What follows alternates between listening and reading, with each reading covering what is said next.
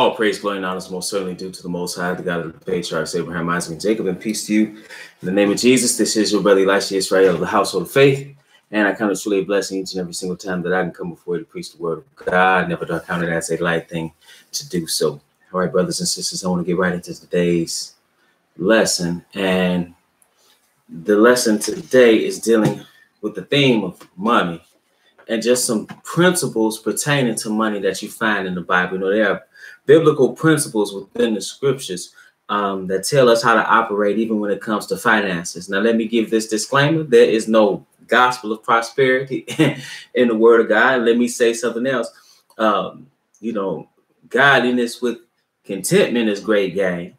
And, you know, it's not about what you acquire, because everything you acquire in this life ultimately will pass away. You can't take it with you. As Job said, naked I came into the world, and naked shall I return. Blessed be the name of the Lord. And with that being said, the Bible also tells us how to operate. It's a guide to living. Okay. So even when it comes to money, it's telling us what we should and should not do. Now, and there are principles that we can apply to our daily lives to make the situation for ourselves and for our families better. This is Proverbs, the 24th chapter. And we want to see something about how a house is built. Okay. So Proverbs 24 and verse 3. Proverbs 24 and verse 3, it says, through wisdom is an house builded, and by understanding is it established. And by knowledge shall the chambers be filled with all precious and pleasant riches. Okay, so what is it saying? Ultimately, we should understand that, you know, when people have something, I'm talking about not something that just someone who was just given some money or just given a large inheritance. If you need to understand that in order to get these things, it's not just going to, and I'm not saying you should necessarily be seeking them. What I am saying is that it's not going to come just from you hoping and wishing. Okay, that's not how that works. Okay, so it's through knowledge. The difference between, and again, riches is not, you know, that shouldn't be your main focus. So I want to make that clear. Again, godliness with contentment is great gain. However, there are certain things that you simply should do because you're wise. And again, the house that's built is not just what you have, the literal house, but it's the family that you build. And you want to have something for your family. The Bible talks about a good man leaving an inheritance to his children's children. Okay?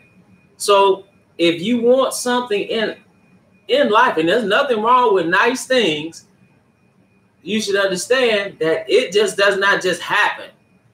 Okay? And the difference between somebody who is wealthy oftentimes and somebody that's not, I'm talking about somebody who's a made man, they did it on their own, is that their wealth was acquired through knowledge, things that they know. If you ever notice, you research some of these people, and I'm not saying you should follow their lifestyle or their belief system, but when it comes to some of these, so quote unquote, I don't even use the word titans, but some of these are very wealthy people. One thing you will find out is that they are consistently seekers of information about whatever's the latest thing. They know it. Why? Because they understand that knowledge is indeed power. I believe it was Francis Bacon who came up with that, if I'm not mistaken. Don't quote me on that. But knowledge is indeed power. Knowledge is what you know. Understanding is the comprehension of what you know, and wisdom is the application of what you know and understand. See, it's one thing to know something. It's another thing to apply what you know at the proper time. And that's where wisdom comes in. So when you're trying to build a household, there are certain steps you should take, but you should be as informed as possible. Okay? You should be as informed as possible. Like one of my favorite movies, one of the characters, he said, he said, I am a connoisseur of information. So That's the difference. That's the difference between, well, you know, that's the difference in a lot of things. Like I heard one of my grad courses, one of the guys, he was finishing up and he said something because everybody was saying how smart he was. He said, man, the difference between me and you is I read a couple more books. That's the difference. Seeking information. But now let's go to still in Proverbs. I want to read the 27th verse, 24 and 27, because you know you want to build something, but first things first. Let's read it. 27, Proverbs 24 and 27. He said, prepare thy work without, and make it fit for thyself in the field, and afterwards build thine house. Brothers and sisters, what you have to do is lay a foundation first. You know, one of the things that you see amongst people that are my age and a little bit younger, everybody wants it right now. For example, I looked at a lot of people that are my age, and they wanted everything right now. They wanted the fancy car right now. They wanted the big house right now. I had even a relative heard say, I can't live in a house that somebody else has lived in. I got to have a new house built from the ground. Wait a minute. First of all, they are billionaires who buy houses that people that have lived in. And you're not building nothing like this. So, you know, just the mindset. I have relatives who spent thousands and thousands and thousands of dollars on a wedding, just to put it in perspective. And they just starting out. Just put it in perspective. $3,000 just for the photographs. Come to the wedding in a stretched Rolls Royce. You know, all these things and not together right now. But you spent all that money. Same people built a house. This is a different group. Couple built a house, right? Had you two people had 4 cars. But it's not as if you are wealthy. One driving a Benz, the other driving. They had 2 other SUVs and a little sedan. These are all luxury cars. But then you ask me for money. And don't get me wrong, I don't have money. But at the same time, it just show you the mindset. We make the same thing. I tell them all the time, you can't afford that car. You know. But it's just a mindset. You need to build a foundation first. And then you can establish things. So it says, prepare thy work without, and make it fit for thyself in the field. You might need a few years to establish yourself. It might take a few years to where you working and you on somebody's couch.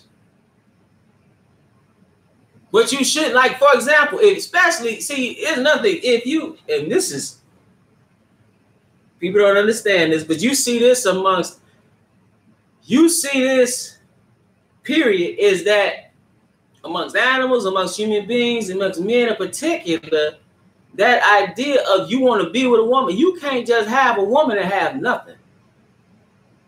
I'm not saying you have to have a mansion, but you can't even have a woman and have nothing. I mean, maybe today that could ride, but you can't have you should have something. That's why even when you tell it, you should leave your father and your mother and cleave unto your wife. Well, you're gonna leave, and so you have to lay a foundation. Part of that foundation may be acquiring a skill. You might acquire a skill, whether you're a plumber, electrician, whether you're a lawyer or a doctor, a computer programmer, a carpenter, whatever you are, you acquire know-how so that you can take that know-how and do something within this earth to make some money. Why? So you can lay a foundation. Why? So you can build a household, and therefore you can have a legacy through your children. But see, everything is all backwards now. Everything is all backwards now. So, you know, you have women that saying, well, my job and my home or what I have is most important, and the man is like a garnish on the plate. I want to be married. But then something inside of you is telling you want children. Then you got men who saying, well, I'm not going to do anything. I'm not trying to strive to do anything. I'm going to be on the couch. You see how everything, Things are upside down. Things are backward. But he said, prepare thy work without and make it fit for thyself in the field, and afterwards build thine house. See, that's what you should do. You have to lay the foundation. And that's what men should do. That's what young men should do. I always tell young men to consider, when they tell me their future plans, I always tell them to consider what you want your standard of living to be like. That's something you should consider. How do you want to live? And does what you want to live coincide or align with what you plan on doing? And are you realistic in what you plan on doing? Can you really build a foundation to do it? Are you actually good at this? So you have a gift. We have things that we have gifts that we have been bestowed by the Creator that are within us. The purpose of education is to pull that genius out. That's the purpose of education. And that gift will make a way for you. And the gift might not be what you thought it was. You might look at somebody else and think that's what you should be doing, and it's not what you should be doing. It's simply not what you should be doing. But once you find your own gift, now you can make a way for yourself. You find out what you should. It's a beautiful thing when you find out what you should be doing. And the money eventually will come. Now, varying degrees of money, that's another thing, but it will certainly come. But you want to build a foundation first. Okay? You can't just start off at the top.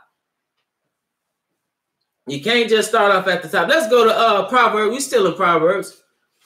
Proverbs, the 21st chapter, because it doesn't come quickly and it should not come quickly. Proverbs 21 and verse 5. And again, these are just principles in which we can apply in our lives. Proverbs 21 and 5.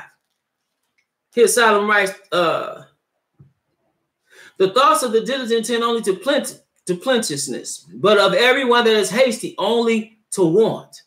See, you are diligent. If you are diligent and about your business, eventually you will have something. But if you want it quick, fast, in a hurry, it's, the get rich quick schemes. That's not how it works.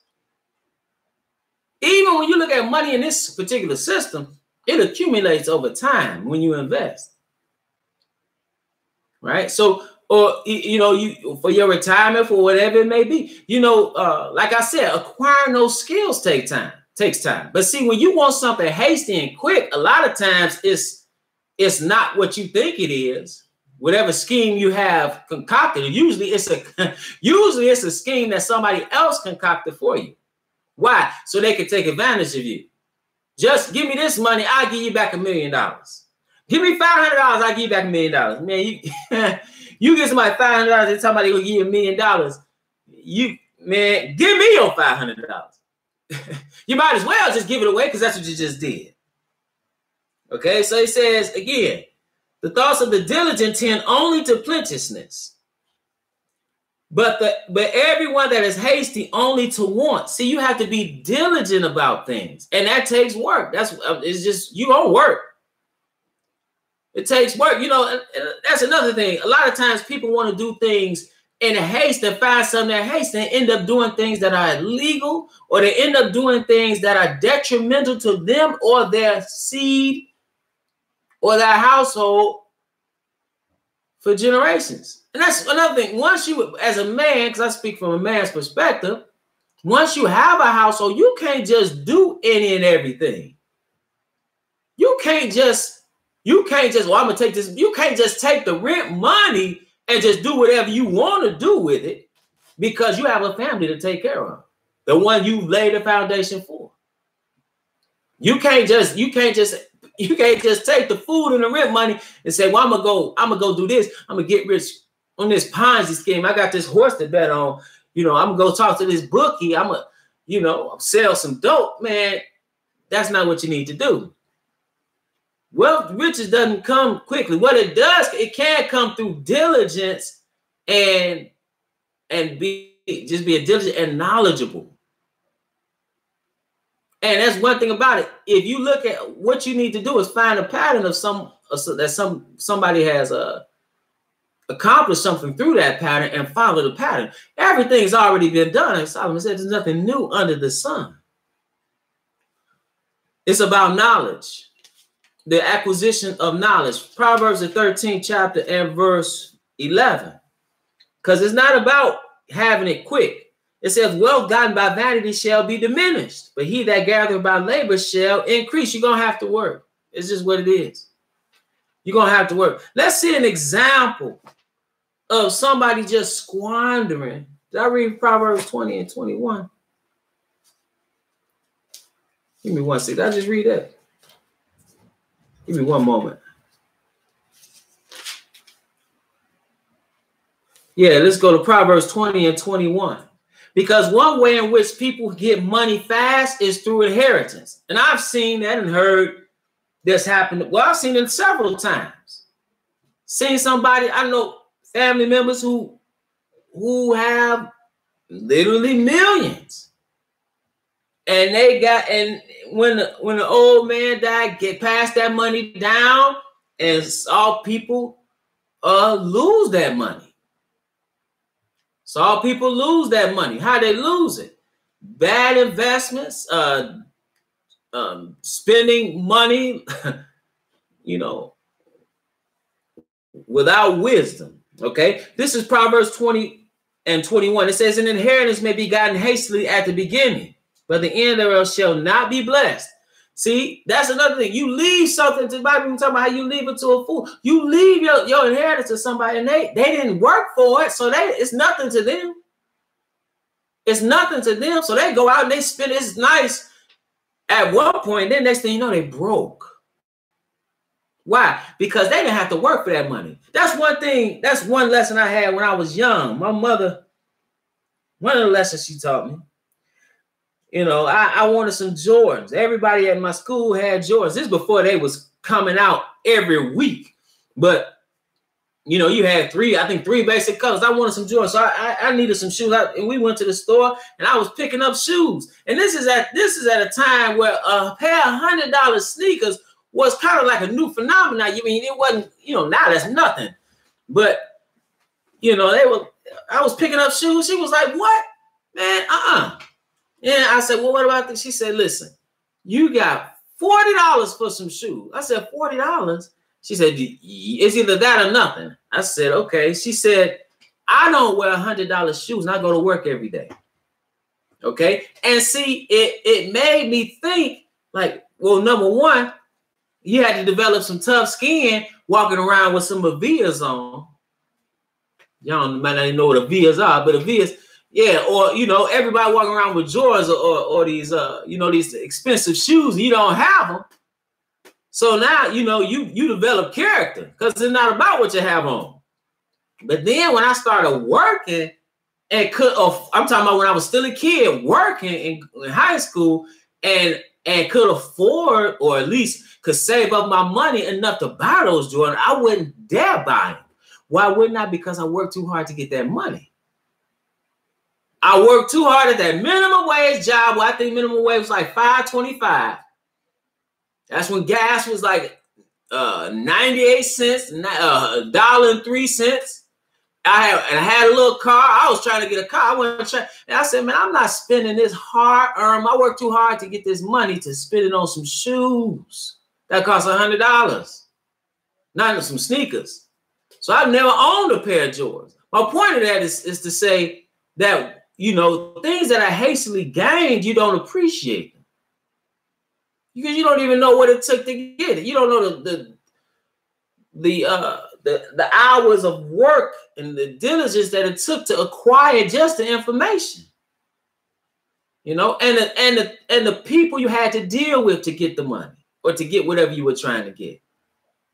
The problems, the other obstacles that will always come that you had to overcome. Let's look at Luke, the 15th chapter, because sometimes, again, an inheritance can just be spent unwisely. This is Luke, the gospel according to Luke chapter 15 and verse 11. Luke chapter 15 and verse 11. Here we see in this parable, which is commonly referred to as the prodigal son, but it says Luke, the 15th chapter and verse 11, and he said, a certain man had two sons. And the younger of them said to his father, Father, give me the portion of goods that falleth to me.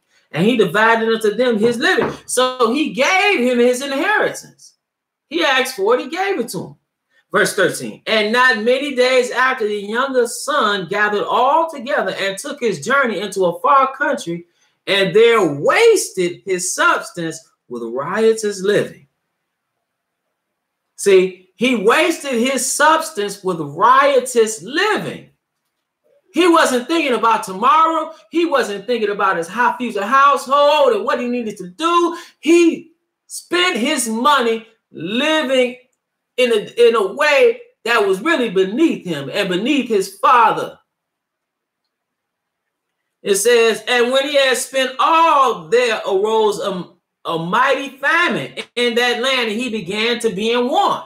So now you got the money. Wait a minute.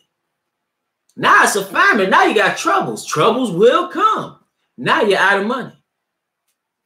So it says, and he went and joined himself to a citizen of that country, and he sent him into his fields to feed swine.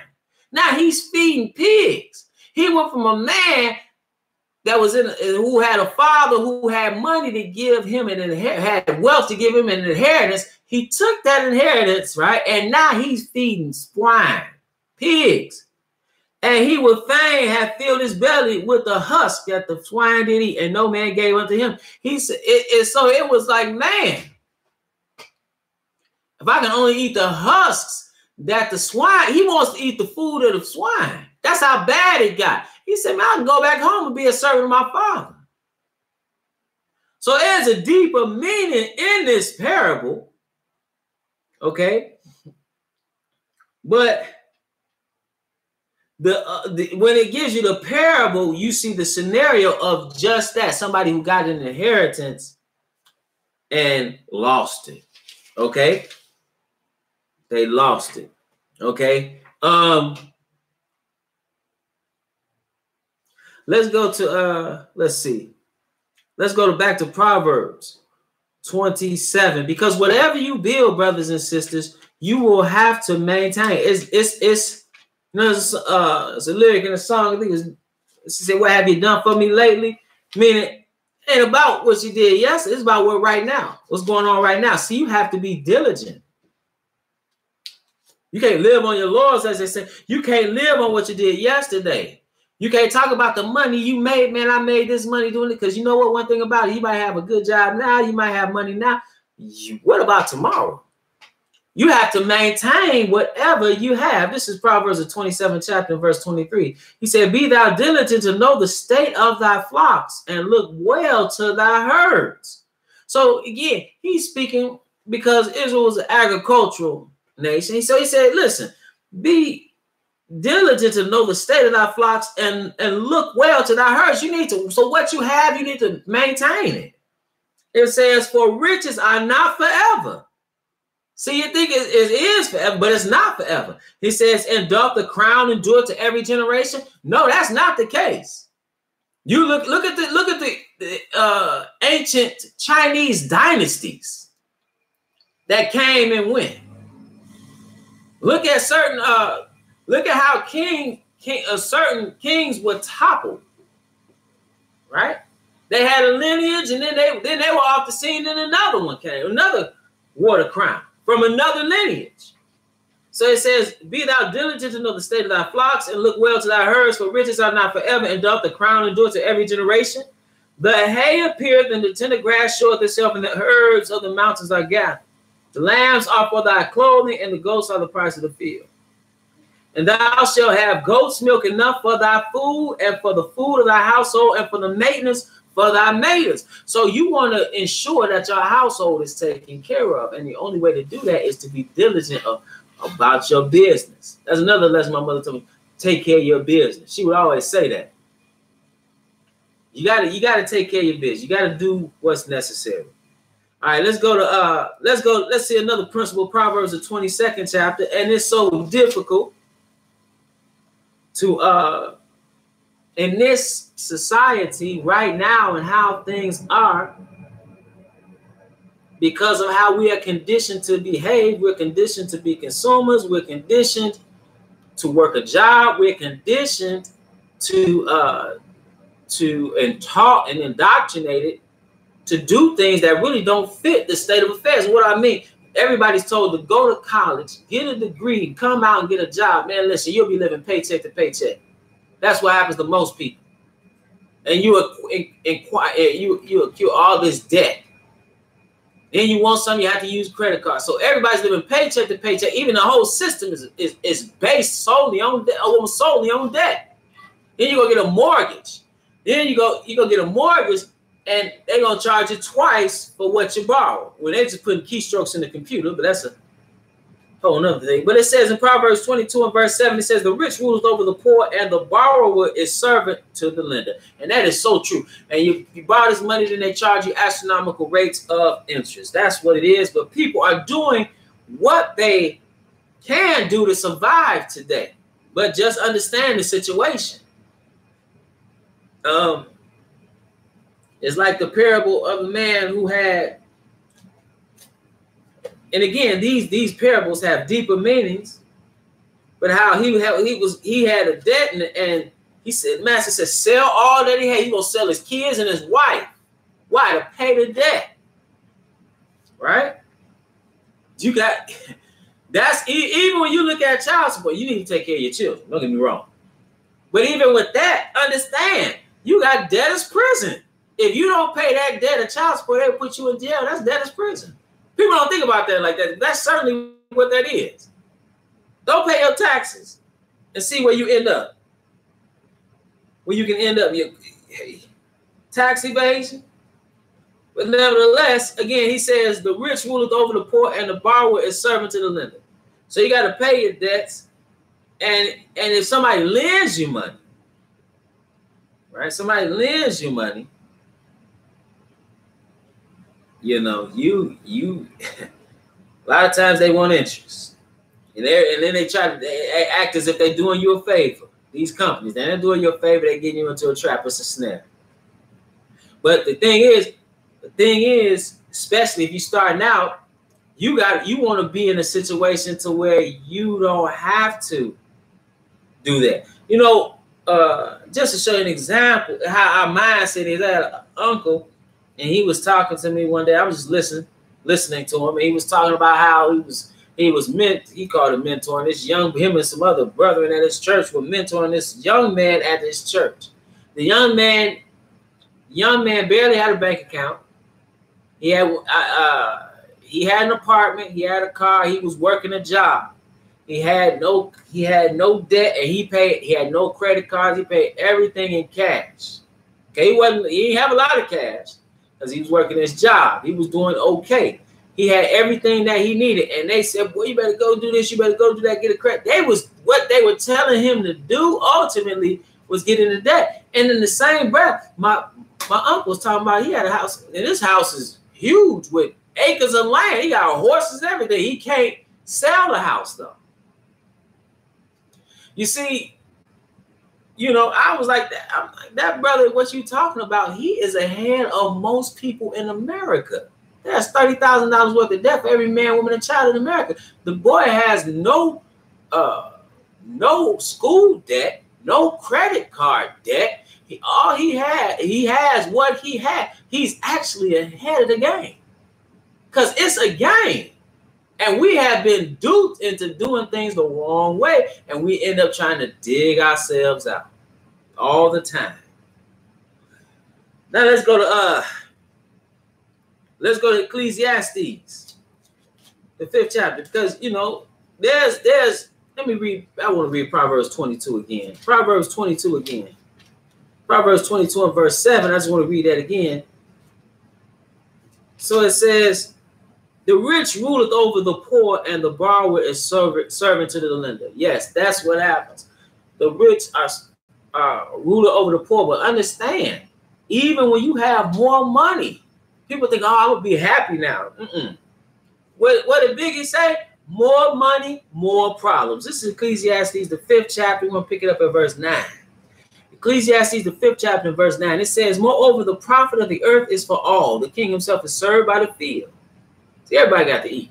Verse 10. He that loveth silver shall not be satisfied with silver, nor he that loveth abundance with increase. This is also vanity. Again, Godliness with contentment is great gain. So you love a silver, you'll never have enough. You'll never be filled. The lust of man is never fulfilled. So he said something. Listen to what he said. He said, when goods increase, they are increased that eat them. The more you have, the more people go eat. Have some kids and see if it's not true. They like locusts. They like locusts. They eat everything in sight. It said, when goods increase, they are increased that eat them. And what good is there to the owners thereof, saving the beholding of them with their eyes? Right? So he said, listen, you're going to have, listen, you're going to have some problems the more you have. It's not like, oh, my life is easy now. That's not how that works. Look at people with money. They're always stressed out. Why? Because they're scared somebody's going to ask them for that money. They're scared somebody's going to steal the money. They're scared they're going to lose it in some investment, in some venture. Oh, what am I going to do with this money? Verse 12, the sleep of poor people like, I wish I did have that problem. But it's a problem nonetheless. The sleep, listen to this, the sleep of a laboring man is sweet, whether he eat little or much. But the abundance of the rich will not suffer him to sleep. Man, listen. Just to show you an example how people would do you, I was watching this interview with this young man. He's probably 30. I'm not calling him a young man, but he might be in his 30s. I'm not sure of his age, but he's a musical artist, and he talked about how his own brother stole hundreds of thousands of dollars from him. His own brother, and was prosecuted for that. Think about that. Your own brother would turn on you. So what kind of stress is that when you can't trust nobody? Your own brother would turn on you. So another entertainer, he's a comedian. What happened to him? All his money, well, not all his money, but he had somebody close to him, a good friend, stealing his money. You get a lawyer, they'll steal your money. I've seen that happen in my family. Heard stories about how back in the day people owned all this property. Not how they got the property is a hell of a situation. But they ended up with a lot of wealth and a lot of property, and ended up, people, it got stolen. So when you have those, when you have a lot, you have more to care for. Otherwise, your accountants, look at the ball players, who they're not just their family, they don't just go broke because they're giving all their money away or buying rims and jewelry. A lot of times they go broke because people steal their money. But nevertheless, he says, there's a sore evil which I have seen under the sun, namely riches kept for the owners thereof to their hurt. But those riches perish by evil travail, and he begat the son, and there is nothing in his hand. As he came forth of his mother's womb, naked shall he return to go as he came. Again, as Job said, naked came out into the world, and thus shall return hither. Blessed be the name of the Lord. It says, and this also is a sore evil, that in all points, as he came, so shall he go. And what profit hath he that hath labored for the wind? All his days also he eateth in darkness, and he hath much sorrow and wrath with his sickness. That's one thing. That's one thing about it.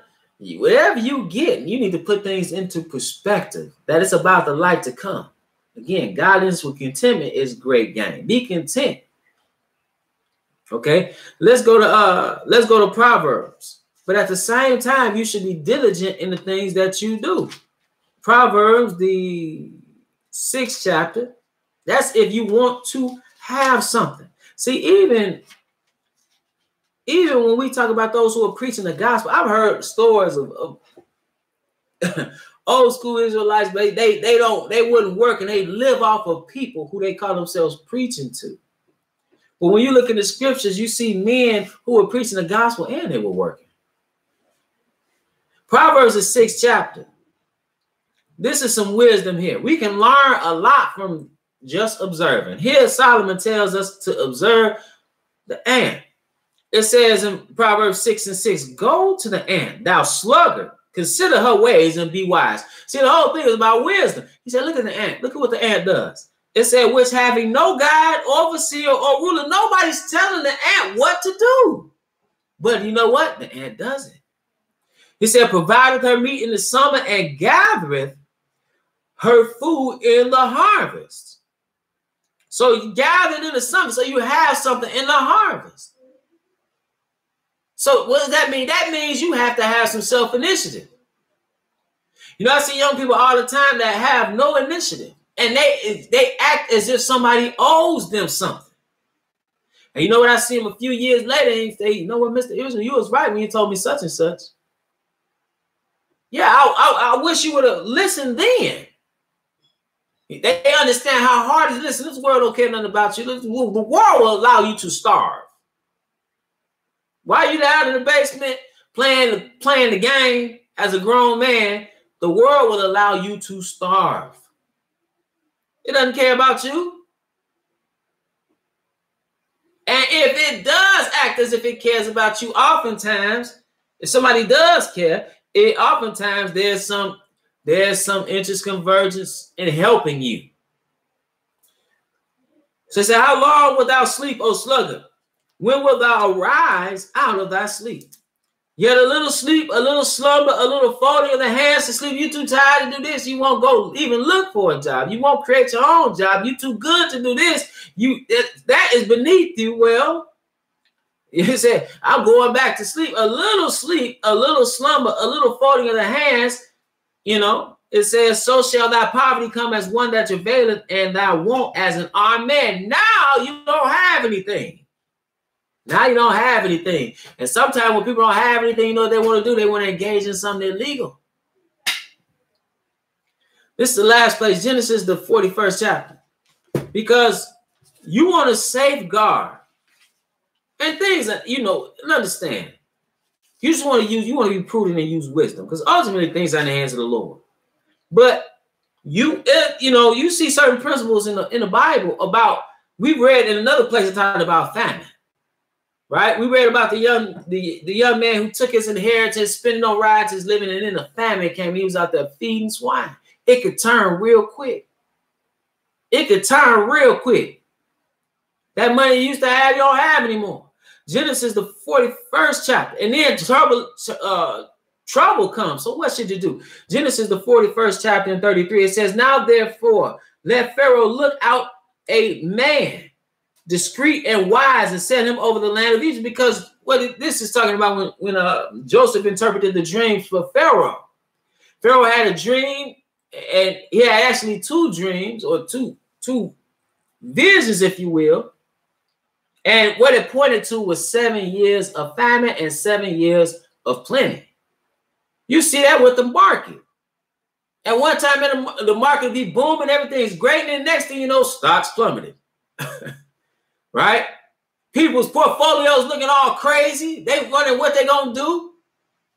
I know people that lost, family members that lost money in the various bubbles. I think this was in the 90s with a .com bubble. They were just investing everything, then lost that money. People dealing in cryptocurrency right now. Listen, what you need to do, first of all, you want to, if you're young or if you're starting over, what you want to do is try to establish, again, try to repair that foundation or build your foundation. And also you want to put financial advisors will tell you, you need to put some money away. Save some money you heard that saying, save some money for a rainy day. Listen, you need to save some money. You need to have something so when trouble comes, because it will come, you have a reserve. You have a reserve. And oftentimes what we think we have, we don't have. That's just like I was listening to this another interview. He's a millionaire, and he was talking about how really everything is really not real. The real money in the economy there's not a real lot of money in the economy. And what it means is like they're just printing money. Okay. And the question, he said, what's tangible? Right? If everything hit the fan right now, what could you grab? What could you literally put your hands on? You know? So, but nevertheless, he says, now therefore let Pharaoh look out a man discreet and wise and set him over the land of Egypt. You see what he is? He's discreet and he's what? Wise. That's the advice he gives them, because you're gonna need some wisdom to navigate this situation. So it said, let Pharaoh do this and let him appoint officers over the land and take up, listen to this, take up the 5th part of the land of Egypt in the 7 plenteous years. So while it's good, put some of that money away. Don't go to riotous living. Don't spend all your money.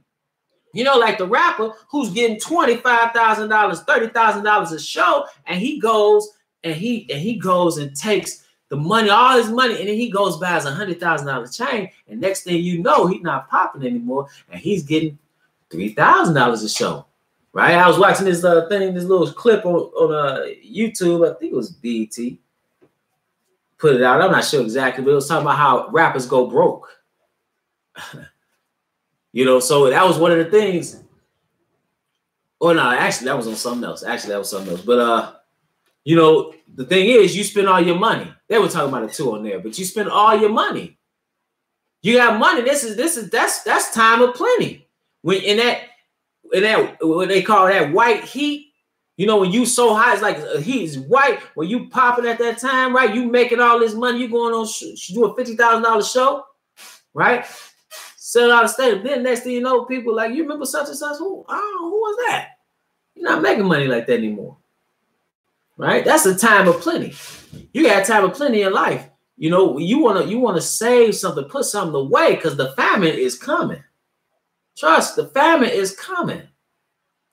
So it says in verse 35, and let them gather all the food. So he said, put officers over the land in verse 34 and take up the 5th part of the land. So he said, take a 5th, right? Not an E&J, not a Hennessy, but take a 5th of the plenty, right? Of the harvest, and put it away. And let them gather all the food of those good years that come, and lay up corn under the hand of Pharaoh, and let them keep food in the cities. And that food shall be for the store to the land against the 7 years of famine. So you need a reserve against the 7 years of famine. It said, which shall be in the land of Egypt, that the land perish not through famine. So that you don't perish through the famine. You got to put something up. You got to put something away. You hear the financial advisor say, pay yourself first. You say, how am I going to do that? Hey, you got to figure something out. You may have to cut some costs here and there, but pay, give yourself something. And my mother always talked about how my grandmother, she said she was always amazed. You know, they didn't make much money, but she was able to save just, you know, $20,000. She never could figure out how she did that. You know, that was a thing back in the day. It was save your money. Those principles of saving your money. And so, brothers and sisters, those are just some basic principles pertaining to money and wealth that the Bible instructs us concerning. And with that, I want to remind you that we at the Household of Faith meet every Sabbath at 5925 West 25th Avenue in Gary, Indiana at 1 p.m. Central Standard Time. Again, that's every Sabbath at 5925, Saturday, 5925 West 25th Avenue in Gary, Indiana. At 1 p.m. Central Standard Time. We live stream right here on the Israel Teach YouTube channel, as well as at www.israelteach.org. That's our website. We live stream there, as well as on this particular channel.